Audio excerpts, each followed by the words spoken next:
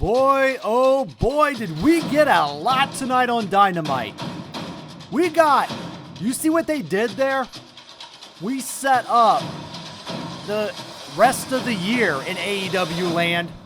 And what I believe is going to be the main event of AEW's last pay-per-view of the year, World's End. And it will be the end of a world and a dynasty. That is the World Championship of Bryan Danielson. Fresh off of his championship win from Sunday, here it is, August 28th, 2024, Champaign, Illinois, and we hear from the American Dragon on his future in AEW. We'll get into that, but also we get a major return tonight from an AEW main eventer and Jon Moxley. And I ask you guys, did he set up an invasion angle of its own and add to it for AEW land? And where will this go? I've got ideas right here. I'm your host, Bryan, the Hype Ballard, back at it again. And this is AEW Dynamite Results and Thoughts. Let's get in. First up, we do have Jon Moxley making his way to the Dynamite Arena. He comes out and he calls out Darby Allin. We are noted by Tony Schiavone that it's been 2 months since we've seen Mox. Coming out with a freshly shaved head and a beard to grow. And haven't seen him since Forbidden Door. He calls out Darby Allin. Says they got a lot to talk about. And then he goes to leave. However, Tony's a little confused. And then he looks right at him. And he says, "Are you paying attention? Tony, this is not your company anymore." Interesting note here. Tony Schiavone or Tony Khan? Who did Jon Moxley tell that it's not his company anymore? Very good segment. Piqued a lot of interest throughout the night. And we will get more later on that I'll go over. And how this invasion angle started out and started to play out tonight on Dynamite. Kept me interesting. It felt very old school. Also up next, we then got Adam Hangman Page working into a program of his own against Tomohiro Ishii.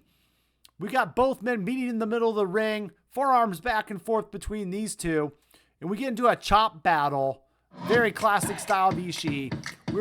Go to a commercial, we come back, Page drops Ishii on the apron, Page goes after the head, he meets him up on the apron, hits a hard chop, and then a DDT. Ultimately, we do get a pin inside the ring for a 1 and a 2, but no, it's just not enough. Page works the legs. We go for an Indian Deathlock-like move on the ground. Ishii hits the ropes. Page hits an elbow. We ultimately did get another pin attempt later on. 1 and a 2. Then we go a little bit further. We then get Page up with a DVD, but Ishii hits the German, and both men are up. Lariat right in the middle of the ring. Rights from both. Both men are down. We go to commercial. We come back. Fast forward a little bit in this one. And we do get a lariat to Ishii. And Ishii goes down. Both men they stagger. A big lariat from Page. And the Deadeye from Page. 1 and a 2 and a 3 after the buckshot lariat. At the 16-minute mark in this matchup. And afterwards, we do get an appearance from Swerve Strickland coming out. Setting up at All Out a steel cage match for the final of the triple threat matchups between Hangman Adam Page and Swerve Strickland. All Out on September 7th. We ultimately will get them in a cage match in the war to settle all the scores. We go on to our next piece of the night. We get Jamie Hayter in a matchup, making her return Sunday night at AEW All In. And Hayter comes out, and she ultimately then gets a very quick matchup against Harley Cameron, who, making her return against Page, she gets a little back and forth, a bulldog in the ring, Excalibur basically kind of making the comments, thinking rock bottom onto the knee. She hits it 3 times, and the Haterade on Harley's neck for the 1, the 2, and the 3. We get a 3-minute, 19-second match, marking the match, and that is the end of this one, setting up the feud with Saraya. Up next, we do get a little bit of backstage segments with Big Bill and Orange Cassidy and Chris Jericho, the Learning Tree. Hi guys, But ultimately, we didn't get MJF here in the ring. He's not looking very happy. He's in a lot of pain. He says he has headaches. He says the American citizenship is going to be no longer associated with MJF. He's denouncing his American citizenship due to us not having his back when he was fighting for our country in America. He denounces all the fans, says that only Rhode Island will be home to him, and then starts to address the boy that he tried to help, which is Daniel Garcia. Daniel Garcia comes out, he attacks him from behind, he locks up a head in a guillotine, and then ultimately, once he gets out, he is then attacked by MJF, and they go at it, and he grabs the mic, he tells MJF it's not going to be that easy. He knows MJF is looking for a fight.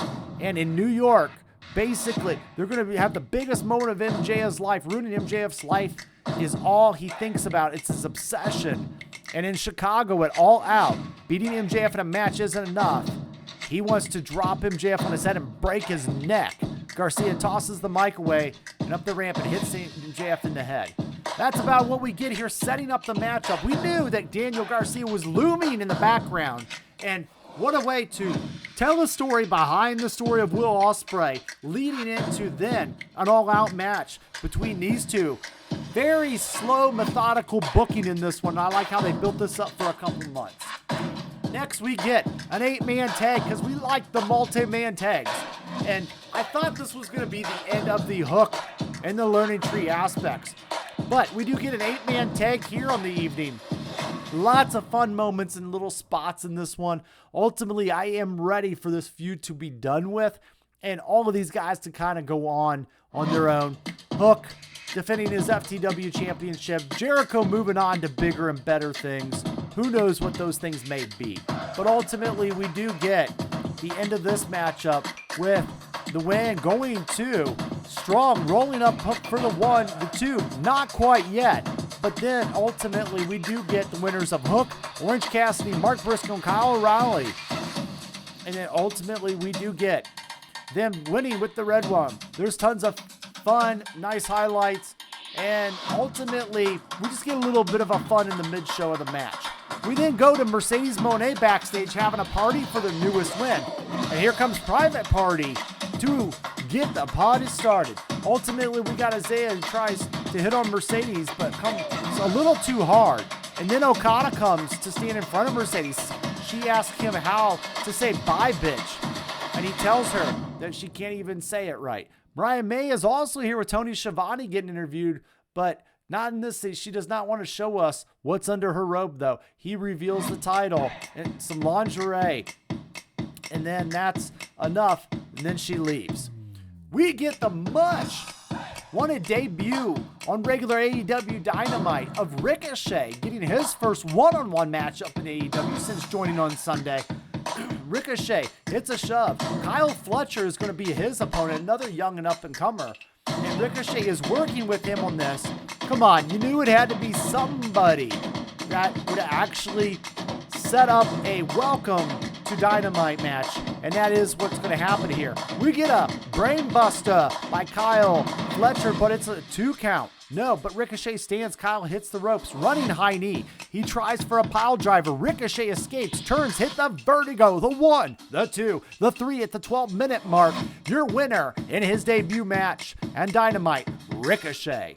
It's nice to see Ricochet making it to AEW. And you can't help but think, Will Ospreay, Ricochet, maybe at All Out. That's got to happen, right? That's got to happen. Next, we get Will Ospreay out with a mic. He's about to speak, but Pac comes running down and hits a poison rod to Will.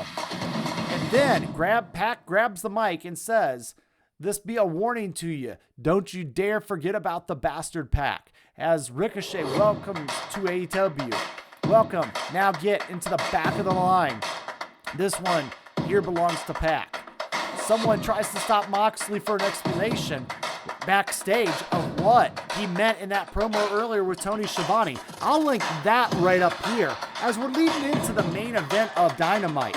But Moxley basically gives his promo and then says basically that he's going to show an example of what's needed And then a lady shoves the camera and out of the way.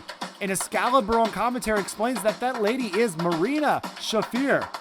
Wow. So, former NXT talent, former WWE development talent, but Marina Shafir coming in and doing some martial arts, former martial artist as well, doing some martial art type throws, people attacking, and then shoves the camera and walks off.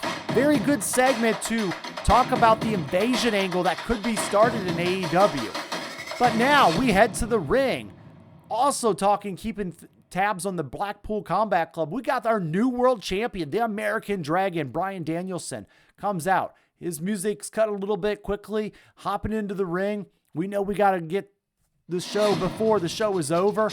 And he talks about this was being the best day of his life and how his family needs him and how it's time for him to hang it up.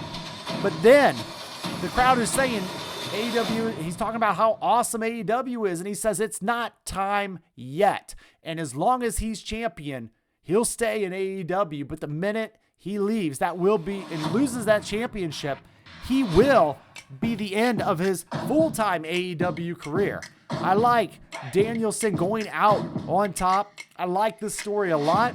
And I feel like we're going to get the next 4 months of just dream matches with Bryan Danielson. And I'm going to tell you guys in the final thoughts on this video of who that could be. So go ahead, let's get in. Before we do that, we do get Jack Perry coming up on, I'm going to call it the Contron, basically showing us backstage that he has a vision for the title, and he looks like he's going to be Bryan Danielson's first opponent for this championship. So Jack Perry, Bryan Danielson, maybe even a Bryan Danielson versus the Elite here. And ultimately, we do get that possibly at All Out. Let's get into our final thoughts and talk about invasions and talk about how Danielson's career will end. But first, if you like AEW, you like wrestling, hit that like button. It helps you, it helps me, and it allows us to enjoy all this stuff together. If you are a new subscriber, thank you guys so much. I am honored to have you guys here and welcome you back, and I love talking about wrestling with you guys in the comments. Also, I'm part of the Wrestling Fans Insight, fans of ProWrestling.com. We do shows every Sunday talking about things just like this. Check us out. Let's get in. And let's get into the final thoughts of the evening of Dynamite. This is one of the stronger Dynamites coming off of a pay-per-view, but also yet, ironically, building to another pay-per-view very shortly in All Out. All in, all out. That's kind of what happened here. We got a lot in, and we got a lot out of tonight's show. We got Swerve and Hangman Part 3 being set up for a steel cage. We also got the Bryan Danielson championship match in the main event of the show being featured. And I do want to say, I believe Bryan Danielson will have some dream matches. He can even have one against Nick Aldis at Wrestle Dream. I'm calling that match right now. I feel like there will be a championship flurry for Danielson.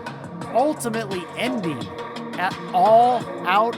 No. It'll be ending at World's End in December. I believe Bryan Danielson versus Jon Moxley. The Battle of the Blackpool Combat Club will happen at World's End. And where there is a history of champions losing major titles there. It happened to MJF last year, and it could happen to Bryan Danielson being retired in the middle of the ring at the end of the year. Ultimately, I want to talk about Jon Moxley, what he did tonight making his return. Jon Moxley creating his own invasion angle, but how does it play in AEW land? I've got a bold prediction I'm going to have a little fun with here. I feel it's not your company anymore, Tony. Could be related to Tony Khan. And not necessarily in the Young Bucks, Jack Perry style, but I believe that Jon Moxley bringing Marina Shafir with him is only the beginning of what he's looking to do in this invasion angle. And I do believe that these Shane McMahon rumors could be very true. And Shane McMahon and the former WWE superstar Dean Ambrose, Jon Moxley could be just one of the first of many to really make this happen and make this take off. Those are my thoughts and results. Give me yours down below. I'm going to head out of here. Thank you guys, each and every one of you. Good night. Like, share, subscribe. It's not goodbye. It's game over.